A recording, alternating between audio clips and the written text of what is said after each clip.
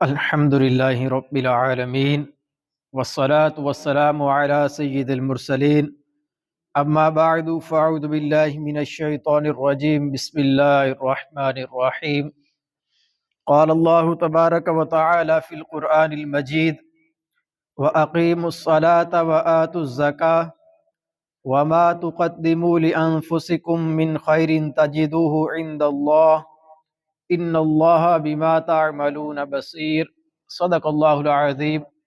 سورہ بقرہ کی آیت نمبر 110 ہم نے سننے کی سعادت حاصل کی ہے۔ اس آیت کریمہ میں بنیادی طور پر ہمیں نیک اعمال کرنے اور آخرت کے لیے زیادہ سے زیادہ ذخیرہ کرنے کا حکم دیا گیا ہے۔ اللہ پاک ارشاد فرماتا ہے وَأَقِيمُوا الصَّلَاةَ وَآتُوا الزَّكَاةَ، نماز قائم رکھو اور زکوٰۃ ادا کرو۔ یعنی بنیادی طور پر اس میں دو حکم جو ہے وہ دیے گئے ہیں، نماز قائم کرنی ہے اور زکوٰۃ ادا کرنی ہے۔ چونکہ نماز اور زکوٰۃ یہ دونوں اہم عبادتیں ہیں، اس لیے اللہ تبارک و تعالیٰ نے ان کو الگ سے خاص طور پر ذکر فرمایا ہے۔ پھر فرمایا وَمَا تُقَدِّمُوا لِأَنفُسِكُم مِّن خَيْرٍ تَجِدُوهُ عِندَ اللَّهِ إِنَّ اللَّهَ بِمَا تَعْمَلُونَ بَصِيرٌ۔ فرمایا اپنی جانوں کے لیے جو بھلائی تم آگے بھیجو گے اسے اللہ پاک کے یہاں پاؤ گے، بے شک اللہ تمہارے سب کام دیکھ رہا ہے۔ مطلب کیا کہ نماز، زکوٰۃ، روزے اور نفل عبادات، تلاوت قرآن پاک، درود پاک، جتنے بھی نیک اعمال ہم کریں گے وہ جب ہم دنیا سے چلے جائیں گے تو قیامت کے دن اللہ تبارک و تعالیٰ کی بارگاہ میں وہ سارے اعمال ہمارے موجود ہوں گے۔ ہم دنیا میں اعمال کریں گے تو وہ آخرت کے لیے ذخیرہ ہوتے رہیں گے، کل اللہ پاک کی بارگاہ میں جب پہنچیں گے تو یہ اعمال ہمارے سامنے سارے کے سارے موجود ہوں گے۔ تو اس لیے فرمایا کہ جتنے یہاں نیک اعمال کر کے جائیں گے اتنا ہی آخرت کے لیے ذخیرہ ہمارا زیادہ ہوگا اور اللہ تبارک و تعالیٰ کی رحمت اور بخشش کے امکانات بھی ہمارے زیادہ ہوں گے۔ اب یہاں پر ایک بڑی خوبصورت بات ہے، فرمایا کہ ہمارے جو اعمال ہیں یہ ہمیں دنیا میں نظر نہیں آتے۔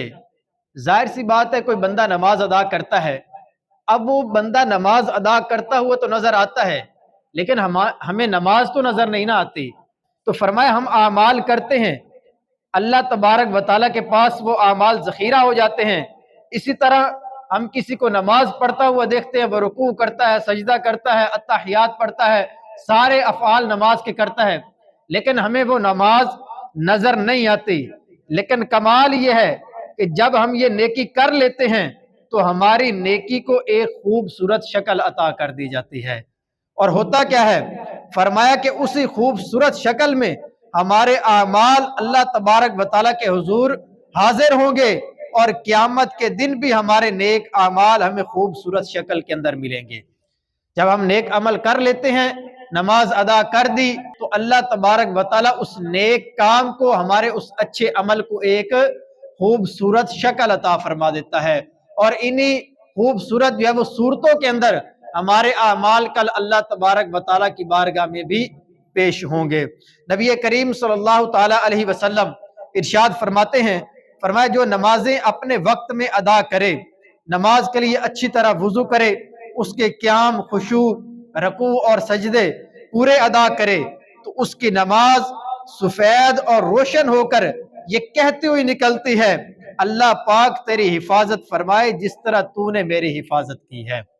جب ہم نماز ادا کر دیتے ہیں تو نماز ایک خوبصورت شکل کے اندر بندے سے نکلتی ہے اور اللہ پاک کی بارگاہ میں پیش ہو جاتی ہے، اور الفاظ کیا ہوتے ہیں؟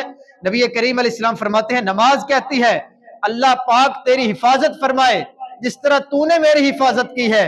پھر فرمایا کہ جو شخص بے وقت نماز ادا کرے، اس کے لیے کامل یعنی اچھے طریقے سے وضو نہ کرے، نماز کے خشوع، رکوع اور سجدے پورے نہ کرے تو فرمایا وہ نماز سیاہ اور تاریک یعنی کالی اندھیری ہو کر نکلتی ہے اور یہ کہتی ہوئی نکلتی ہے اللہ پاک تجھے ضائع کر دے جس طرح تو نے مجھے ضائع کیا ہے۔ غور کریں، فرمایا کہ جب اچھے طریقے سے نماز ادا کریں گے تو وہ نماز اللہ تبارک و تعالیٰ کی بارگاہ میں بندے کے لیے دعائیں کرتی ہے، اور اگر کوئی اچھے طریقے سے نماز ادا نہیں کرتا تو وہ نماز بندے کے لیے بد دعائیں کرتی ہے۔ فرمایا یہاں تک کہ اللہ پاک جہاں چاہتا ہے وہ نماز اس جگہ پہنچ جاتی ہے، پھر وہ بوسیدہ یعنی پھٹے پرانے کپڑے کی طرح لپیٹ کر اس نمازی کے منہ پر مار دی جاتی ہے۔ کون سی نماز؟ جو اچھے طریقے سے ادا نہیں کی جاتی۔ فرمائے وہ بوسیدہ پھٹے پرانے کپڑے کی طرح لپیٹ کر اس بندے کے منہ پر مار دی جاتی ہے۔ یہ ہے تیرا عمل، جو عمل اچھے طریقے سے نہیں کیا جاتا۔ تو علماء کرام فرماتے ہیں اس سے ہمیں کیا سبق ملتا ہے کہ ہمیں نماز اطمینان کے ساتھ، خشوع خضوع کے ساتھ اچھے طریقے سے ادا کرنی چاہیے۔ نماز کے اندر جلدی جلدی میں رکوع اور سجدے ادا کرنا، اچھے طریقے سے وضو نہیں کیا، فوراً آئے جلدی جلدی پانی پھیرا اپنے اعضاء کے اوپر، کوئی سائڈ خشک رہ گئی، کوئی ابھی اچھے طریقے سے دھلی نہیں ہے، فوراً پھر بھاگتے بھاگتے مسجد میں آ گئے، وہ وضو کا پانی سارا مسجد میں گر رہا ہوتا ہے، حالانکہ یہ ناجائز اور گناہ ہے۔ وضو کے پانی کے قطرے مسجد کے اندر گرانا یہ ناجائز اور گناہ ہے۔ اور اسی طریقے بھاگتے بھاگتے آئے، بازو ہمارے لپٹے ہوئے ہوتے ہیں، اسی طرح ہم نماز شروع کر دیتے ہیں، اور حالانکہ اس طرح اگر آدھی آستین کے اوپر جو ہے وہ بازو لپیٹے ہوئے ہیں تو اس طرح نماز شروع کرنا ہی مکروہ تحریمی ہے، ناجائز ہے، لیکن ہم اسی حالت میں نماز شروع کر دیتے ہیں، پھر جیسے تیسے جلدی جلدی رکوع کیے، سجدے کیے، بھاگم بھاگ ہم ادا کرتے ہیں۔ اب نہ رکوع صحیح طریقے سے ادا ہوتا ہے، نہ سجدہ صحیح طریقے سے ادا ہوتا ہے، نہ ہی نماز کے واجبات ہم اچھے طریقے سے ادا کر رہے ہوتے ہیں۔ کیوں؟ کیونکہ دو سجدوں کے درمیان ایک دفعہ سبحان اللہ کہنے کی مقدار سیدھا بیٹھنا یہ واجب ہے، لیکن ہم آدھے اٹھے ہوتے ہیں اور فوراً دوبارہ سجدے میں چلے جاتے ہیں، یہ واجب تو رہ گیا نا۔ اس طرح ہم کتنی چیزیں جو اپنی اچھے طریقے سے ادا نہیں کرتے، بس بھاگم بھاگ جلدی جلدی کیا ہے کہ وہ ہم نے ایک سورہ اخلاص ہی یاد کی ہوئی ہے، وہی ہم نے ہر نماز کے اندر پڑھ دی ہوتی ہے، جلدی جلدی وہی پڑھی اور سلام پھیرا اور فوراً بھاگ کے مسجد سے باہر چلے گئے۔ تو ایسی نمازوں کے متعلق نبی کریم علیہ السلام کیا فرماتے ہیں؟ فرمایا ایسی نمازیں لپیٹ کر اس بندے کے منہ پر مار دی جاتی ہیں، اور ایسی نمازیں اس بندے کے لیے بد دعائیں کرتی ہیں، اللہ پاک تجھے ضائع کر دے جس طرح تو نے مجھے ضائع کیا ہے۔ تو اس لیے فرمایا کہ نماز جب بھی ادا کریں، اللہ پاک نے یہ توفیق دی ہے۔ ہمارے المیہ یہی ہے نا کہ اولاً تو نماز پڑھنے کی توفیق ہی نہیں ہوتی، جن افراد کو توفیق ملتی ہے وہ پھر جلدی جلدی اس طرح نماز ادا کرتے ہیں کہ نماز کی بہت ساری چیزیں ہم ادا نہیں کرتے۔ تو فرمایا کہ نماز جب بھی ادا کرنے کی اللہ پاک توفیق دے تو اس کو اچھے طریقے سے ادا کرنا چاہیے، تاکہ اللہ تبارک و تعالیٰ کی بارگاہ میں وہ ہماری نماز ہماری بخشش کا ذریعہ بھی بن سکے۔ نبی کریم صلی اللہ تعالیٰ علیہ وسلم ارشاد فرماتے ہیں جو شخص اچھی طرح وضو کرے پھر نماز کے لیے کھڑا ہو، نماز کے رکوع اور سجود اور قرات کو مکمل کرے تو نماز کہتی ہے اللہ پاک تیری حفاظت کرے جس طرح تو نے میری حفاظت کی۔ پھر اس نماز کو آسمان کی طرف لے جایا جاتا ہے، فرمایا اس کے لیے چمک اور نور ہوتا ہے، پس اس کے لیے آسمان کے دروازے کھولے جاتے ہیں یہاں تک کہ اسے اللہ پاک کی بارگاہ میں پیش کیا جاتا ہے اور وہ نماز اس نمازی کی شفاعت کرتی ہے۔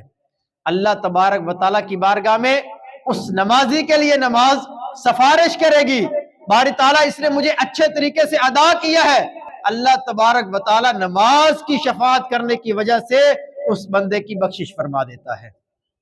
تو یہ کب ہوگا؟ جب نماز کو اچھے طریقے سے ادا کریں گے۔ اگر نہیں ادا کرنی آتی تو ہمیں سیکھنی پڑے گی، ایسا نہیں کہ ہمیں آتی نہیں ہے تو ہم جیسے جو ہے وہ غلط پڑھتے ہیں اسی طرح پڑھتے رہیں گے، بلکہ سیکھنی پڑے گی۔ اچھے طریقے سے نماز ادا کریں گے تو اس کا فائدہ ہوگا۔ ایسا نہ ہو کہ بندہ گھر سے ٹائم نکال کے آئے، اپنا کام چھوڑ کے محنت کر کے آئے بھی صحیح اور آگے بندے کو کوئی اجر و ثواب ہی نہ ملے، الٹا گناہ اپنے ذمہ پر لے کر جا رہا ہو۔ تو اس لیے فرمایا کہ نماز جب بھی ادا کرے تو اچھے طریقے کے ساتھ کامل وضو کر کے اطمینان کے ساتھ نماز کے رکوع، نماز کے سجود، ساری چیزیں اچھے طریقے سے ادا کریں گے تو ہی نماز پڑھنے کا ہمیں صحیح طریقے سے فائدہ پہنچے گا۔ اسی طرح یہ تو نماز کی مثال تھی، قرآن پاک میں کیا فرمایا کہ جو بھی نیک عمل کر کے اپنا ذخیرہ آگے پہنچاؤ گے تو اللہ تبارک و تعالیٰ کی بارگاہ میں کل اسے پاؤ گے۔ تو اب دوسرے نمبر پر کیا آتا ہے؟ قرآن پاک کی تلاوت۔ ہم دنیا کے اندر قرآن پاک کی تلاوت کریں گے تو کل اللہ تبارک و تعالیٰ کی بارگاہ میں یہ ہمارے لیے شفاعت کا، بخشش کا ذریعہ بنے گا۔ نبی کریم صلی اللہ تعالی علیہ وسلم فرماتے ہیں قیامت کا دن ہوگا، بندہ اس وقت انتہائی محتاجی کی حالت میں ہوگا، ایک ایک نیکی کے لیے بندہ ترس رہا ہوگا، تب قرآن کریم اس کے پاس بہت خوبصورت شکل میں آئے گا، فرمائے گا اتعرفنی، کیا تو نے مجھے پہچانا ہے؟ قرآن پاک بندے سے کہے گا کیا تو نے مجھے پہچانا؟ بندہ آگے سے عرض کرے گا من انتا، تم کون ہو؟ میں نے پہچانا نہیں ہے۔ تو نبی کریم علیہ السلام فرماتے ہیں قرآن فرمائے گا میں وہ ہوں جس سے تو محبت کرتا تھا، جس کی تو عزت کرتا تھا، میرے لیے تو راتوں کو جاگتا تھا، دن میرے ساتھ گزارتا تھا۔ بندہ سمجھ جائے گا، کہے گا لعلک القرآن، شاید تم قرآن ہو۔ تو قرآن کریم اس وقت انتہائی خوبصورت شکل و صورت میں ہوگا، اس بندے کا ہاتھ تھام لے گا اور اللہ تبارک و تعالی کی بارگاہ سے اسے انعامات دلوائے گا۔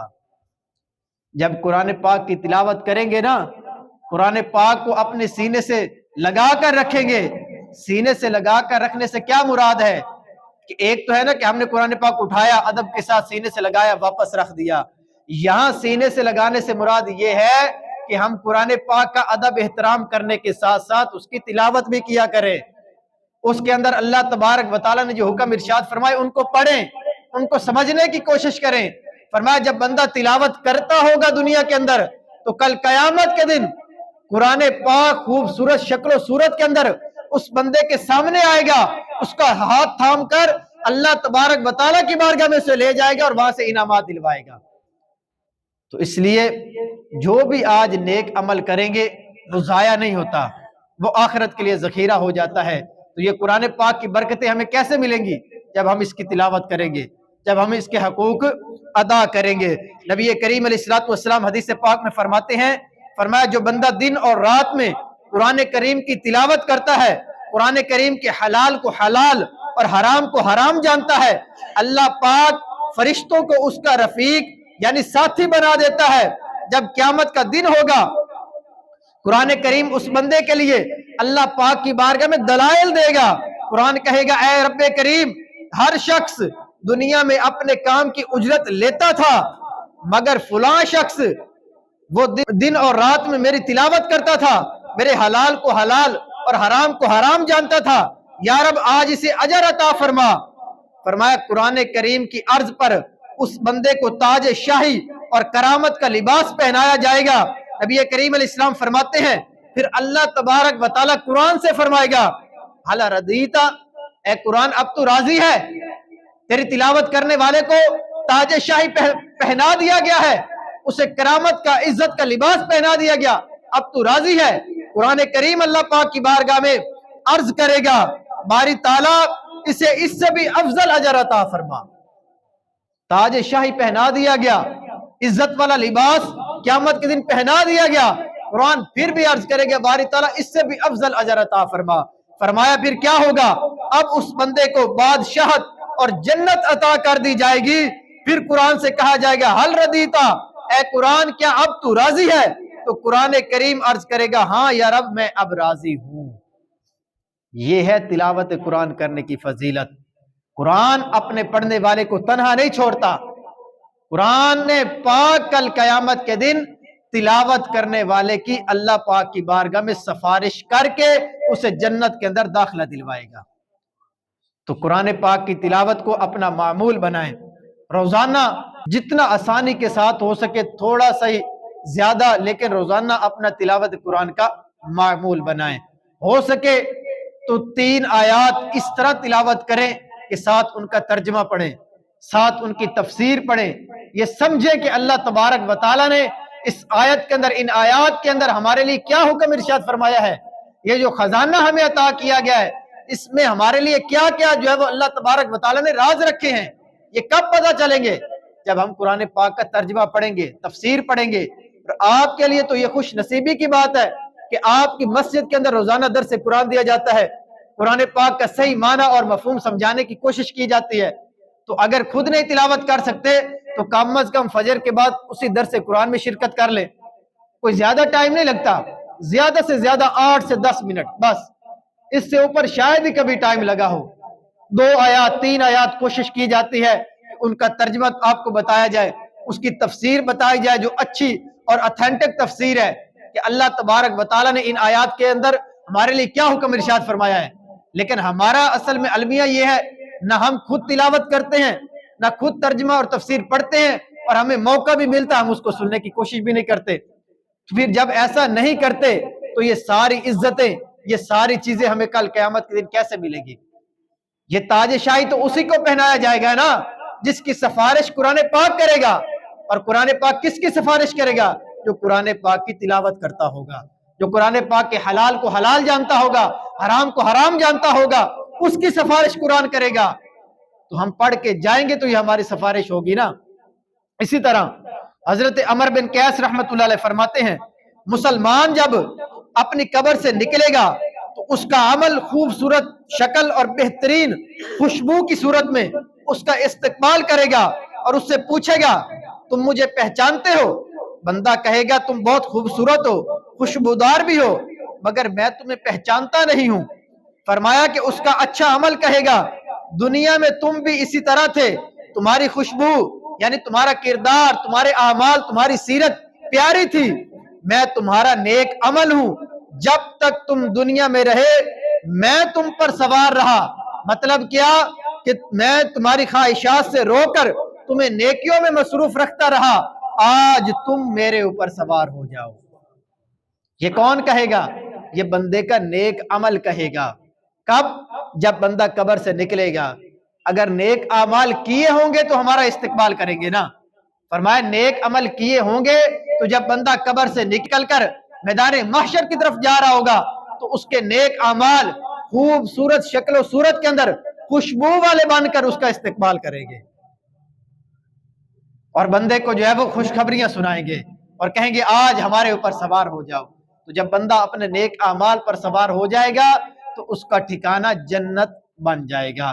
تو اس لیے زیادہ سے زیادہ نیک اعمال کا ذخیرہ ہم اپنے لیے اکٹھا کرنا چاہیے تاکہ ہم کل اللہ تبارک و تعالیٰ کی بارگاہ میں جو ہے وہ سرخروئی کے ساتھ اچھے انداز سے پیش ہو سکیں۔ یہ رجب المرجب کا مہینہ چل رہا ہے نا، یہ ویسے ہی نیکیوں کا بیج بونے کا مہینہ اسے قرار دیا گیا ہے۔ ویسے تو فرائض ہم نے سب سے پہلے ادا کرنے ہیں، نیکیوں کے اندر سب سے پہلا درجہ کس کا ہے؟ فرائض کا ہے۔ جب کوئی بندہ فرائض ادا نہیں کرے گا تو نوافل جتنے مرضی ادا کر لے وہ اس کے کسی کام کے نہیں ہیں۔ جیسے 5 نمازیں فرض ہیں تو سب سے پہلے ہمارے اوپر ان 5 نمازوں کو ادا کرنا ضروری ہے۔ پھر اسی طرح کسی کے اوپر زکوٰۃ فرض ہے تو وہ ادا کرنا ضروری ہے۔ کسی کے ذمے رمضان کے روزے قضا رہتے ہیں تو ان کو سب سے پہلے ادا کرنا ضروری ہے۔ 30 دن جو آنے ہیں وہ تو ہم نے رکھنے ہی ہیں، اگر پیچھے کوئی روزے قضا کر دی ہیں تو ان کو سب سے پہلے رکھنا کیا ہے؟ ضروری ہے۔ یہ جتنے نیک اعمال فرائض ہیں، واجبات ہیں، یہ تو ضروری ہیں۔ اس کے بعد آگے نوافل کا بہت وسیع میدان ہے۔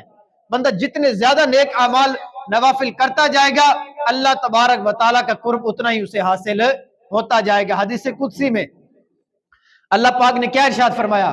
فرمایا بندہ فرائض اور واجبات ادا کرتا ہے، اس کے بعد نوافل کے ذریعے میرا قرب حاصل کرتا ہے۔ یعنی فرائض واجبات تو لازمی ادا کرنے ہیں، پھر ان کے بعد بندہ نوافل ادا کرتا ہے تو اللہ تبارک و تعالیٰ اس بندے کو اپنا قرب عطا فرماتا ہے۔ اس کے اندر کئی ساری قسمیں آ جاتی ہیں نوافل کے اندر، وہ آگے مختصراً بیان کرتے ہیں۔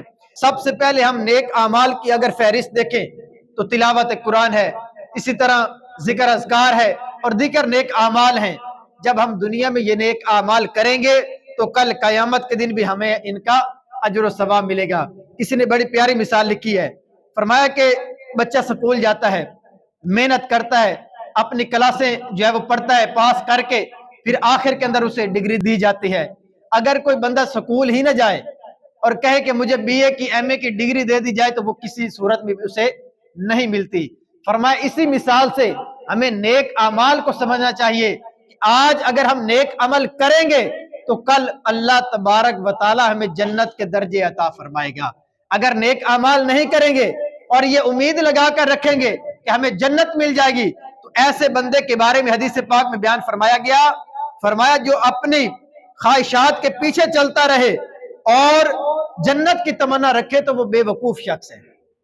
حدیث پاک کے اندر نبی کریم علیہ السلام نے فرمایا عقل مند وہ ہے جو اپنا جائزہ لے اور موت کے بعد کے لیے عمل کرے۔ بے وقوف وہ ہے جو اپنی نفسانی خواہشات کے پیچھے چلتا رہے اور اللہ تبارک و تعالیٰ سے جنت کی تمنا بھی رکھے ہوئے ہو۔ کہہ گے نیک عمل کرنا نہیں، کوئی فرائض واجبات وہ ادا کرنے نہیں، اور یہ بھی تمنا ہو کہ میں جنت میں بھی پہنچ جاؤں۔ فرمایا ایسا بندہ عقل مند نہیں ہے بلکہ بے وقوف شخص ہے۔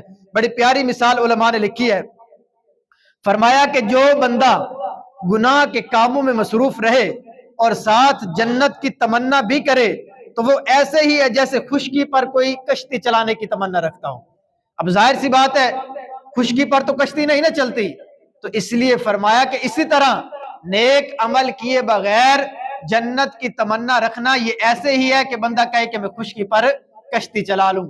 تو جیسے خشکی پر کشتی چلانا ناممکن ہے، ایسے ہی نیک عمل کیے بغیر اور گناہ کر کے بندہ دنیا سے جائے تو فرمایا ایسے ہی اسے جنت ملنا بھی محال ہے۔ تو جنت کب ملے گی؟ جب ہم نیک عمل کریں گے، نیک عمل کر کے اس دنیا سے جائیں گے تو اللہ تبارک و تعالی ایسے بندے کو جنت عطا فرمائے گا۔ تو اب نیکیوں کے اندر سب سے پہلا کیا درجہ آتا ہے؟ سب سے پہلا درجہ تو ہے کہ بندے نے جو پیچھے گناہ کیے ان سے اللہ پاک کی بارگاہ میں توبہ کرے، سچی توبہ کرے۔ اگر نمازیں ذمے پر قضا رہتی ہیں تو ان کو جلد از جلد ادا کرنے کی کوشش کرے۔ اگر رمضان کے روزے فرض چھوڑے ہوئے ہیں تو ان کو جلدی جلدی رکھنے کی کوشش کرے۔ آج کل تو سردیوں کا مہینہ ہے، یہ تو غنیمت ہے کہ دن چھوٹے چھوٹے ہیں، پیاس اتنی لگتی نہیں۔ اگر کوئی روزے چھوڑے ہوئے قضا ذمے ہیں تو ان کو فوراً کیا ہے رکھ لینا چاہیے۔ ہمیں زندگی موت کا تو پتہ نہیں ہے، ایسا نہ ہو کہ ہم اسی طرح روزے اپنے جو ہے وہ کندھے پر بوجھ لے کر دنیا سے چلے جائیں اور ہمارے پکڑ کا یہ ذریعہ بن جائیں۔ تو اس لیے فرمایا کہ روزے ہیں تو ان کو ادا کریں، اور پھر جو قضا کیے ہیں ان کی اللہ تبارک و تعالیٰ کی بارگاہ میں سچی توبہ بھی کریں۔ پھر آگے اسی طرح فرمایا کہ ذکر اذکار ہے، درود پاک کی کثرت ہے، یہ جتنے نیک اعمال ہیں یہ جتنے زیادہ کرتے رہیں گے اتنا ہی اللہ تبارک و تعالیٰ کی بارگاہ میں قرب بھی نصیب ہوتا رہے گا۔ تو کوشش کر کے اپنے دن کا کوئی نہ کوئی ہمیں معمول بنانا چاہیے جس کے اندر ایک تعداد ہم اپنی معین کر لیں کہ آج ہم نے اتنا درود پاک لازمی پڑھنا ہے۔ وہ زیادہ بھلے مقرر نہ کریں، ایسا نہ ہو کہ زیادہ کے چکر میں بندہ تھوڑا بھی رہ جائے۔ کوئی مقدار ہے، مثلا 313 دفعہ درود پاک، علماء نے اس کو کثرت کے ساتھ درود پاک پڑھنے والوں میں شمار کیا ہے کہ جو ایک دن میں 313 مرتبہ درود پاک پڑھتا ہے تو وہ کثرت سے درود پاک پڑھنے والوں میں شامل ہو جاتا ہے۔ تو اپنا معمول بنائیں، کاؤنٹر تسبیح اپنے پاس رکھ لیں کہ روزانہ 313 بار کم از کم ہم لازمی درود پاک پڑھا کریں گے۔ اس طرح ذکر اذکار کا کوئی اپنا معمول بنا لیں، کوئی صدقہ خیرات کا اپنا معمول بنا لیں، زیادہ نہ ہو، ضروری نہیں کہ لاکھوں کے اندر ہی صدقہ کریں تو صدقہ ہوگا۔ جتنی اللہ پاک نے وسعت دی ہے اس کی دی ہوئی طاقت کے مطابق اللہ تبارک و تعالیٰ کے راستے کے اندر صدقہ اور خیرات کریں، لیکن خالصتاً اللہ پاک کی رضا کے لیے، دکھاوے کی نیت نہ ہو کہ میں صدقہ دے رہا ہوں لوگ مجھے سخی کہیں گے، واہ واہ ہوگی۔ اور آج کل المیہ کیا ہے کہ تصاویر ویڈیو بنا لیتے ہیں، ایسا نہیں، ایک ہاتھ سے دیں دوسرے کو پتہ بھی نہ چلے، خالص اللہ پاک کی رضا کے لیے مسجد کے اندر اپنے جو ہے وہ خدمت کریں، مدرسے کے اندر جو ہے وہ بچوں کے لیے خدمت کر دیں، کسی غریب کی خدمت کر دیں، اس کی مدد کر دیں۔ تو یہ سارے ہم اعمال جمع کریں گے تو کل قیامت کے دن اللہ تبارک و تعالیٰ کی بارگاہ میں سرخ روئی کے ساتھ پیش ہو سکیں گے۔ اور جو آیت ہم نے شروع میں سنی تھی اس کے اندر یہی فرمایا گیا کہ جتنے نیک عمل دنیا میں کرو گے کل قیامت کے دن اللہ تبارک و تعالیٰ کی بارگاہ میں یہ سارا ذخیرہ تمہارا موجود ہوگا اور تمہارے لیے بخشش کا سامان بنے گا۔ اللہ پاک ہمیں عمل کرنے کی توفیق عطا فرمائے، آمین بجاہ نبی ربی۔